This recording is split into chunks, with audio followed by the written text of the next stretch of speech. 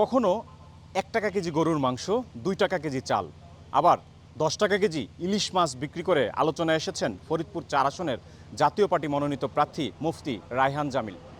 এরপর তিনি যেটি করেছেন সেটি হচ্ছে নির্বাচন কমিশনকে কাফনের কাপড় পরিয়ে প্রতীকী দাফন করেছেন।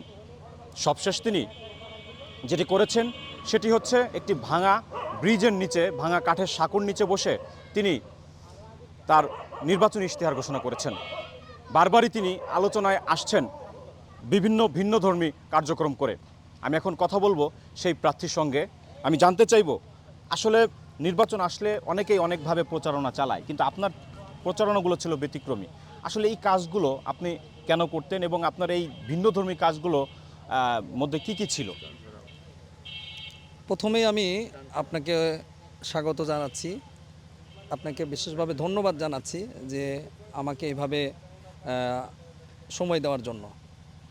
আপনারা জানেন যে জনগণ সচরাচর যেইগুলো দেখে অভ্যস্ত সেগুলো হলো মিছিল, মিটিং, কিন্তু এর ব্যতিক্রম কিছু কিন্তু তারা দেখতে পায় না।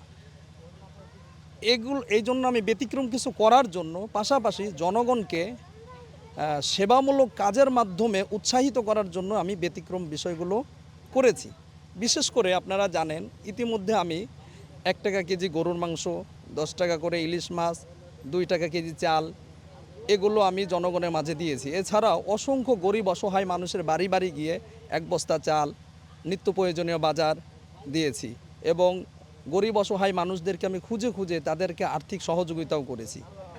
সর্বশেষে আমি নির্বাচনী তফসিল ঘোষণার পরে ব্যতিক্রমী প্রচারণার জন্য এবং একটা উৎসব মুখর পরিবেশ সৃষ্টির জন্যই আমি লংম্যান দিয়ে প্রচারণা চালিয়েছি, অর্থাৎ একজন লম্বা মানুষ দিয়ে প্রচারণা চালিয়েছি, যেটা সচরাচর আমাদের দেশে দেখা যায় না।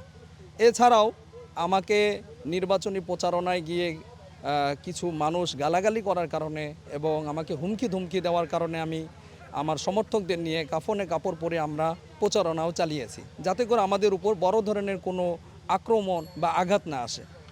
সর্বশেষে আমি নির্বাচনী আচরণবিধি বেশ কিছু লঙ্ঘন হওয়ার কারণে আমি নির্বাচন কমিশনের প্রতীকী দাফনও করেছি, যাতে করে নির্বাচনী আচরণবিধি অন্য কেউ লঙ্ঘন করার দুঃসাহস না দেখায়। এবং গতকালকে যে কাজটি করেছি সেটা হলো আমার নির্বাচনী ইশতেহার।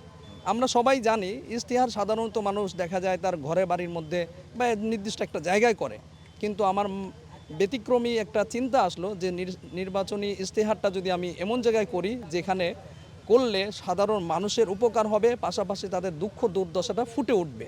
সেই লক্ষ্য থেকেই মূলত আমি একটা ভাঙা সাঁকোর নিচে বসে আমার নির্বাচনী ইশতেহারটা প্রকাশ করেছি।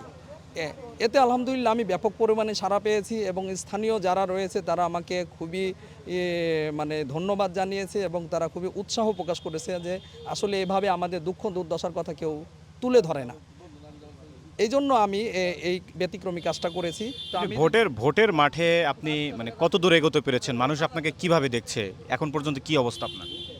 আলহামদুলিল্লাহ আমি যেখানে নির্বাচনী প্রচারণায় গিয়েছি সেখানে আমি ব্যাপক পরিমাণে সাড়া পেয়েছি। আপনাদেরকে আমি জানানোর জন্য বলছি যে সচরাচর যারা প্রার্থী রয়েছে তারা দেখা যায় নির্দিষ্ট স্থানে গিয়ে সভা সমাবেশ করে, কিন্তু আমি একমাত্র প্রার্থী যে ফেস টু ফেস এবং ডোর টু ডোর জনগণের সম্মুখীন হচ্ছি।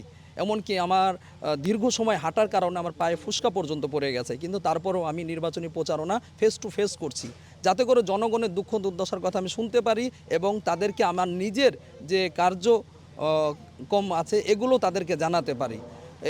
তো এক কথা সবশেষ আপনি যেটি করেছিলেন যে নির্বাচন কমিশনকে দাফন করেছিলেন, এরপরে কি আসলে কোনো ধরনের চাপ বা প্রশাসনিক কোনো ঝামেলায় পড়তে হয়েছে কিনা আপনাকে?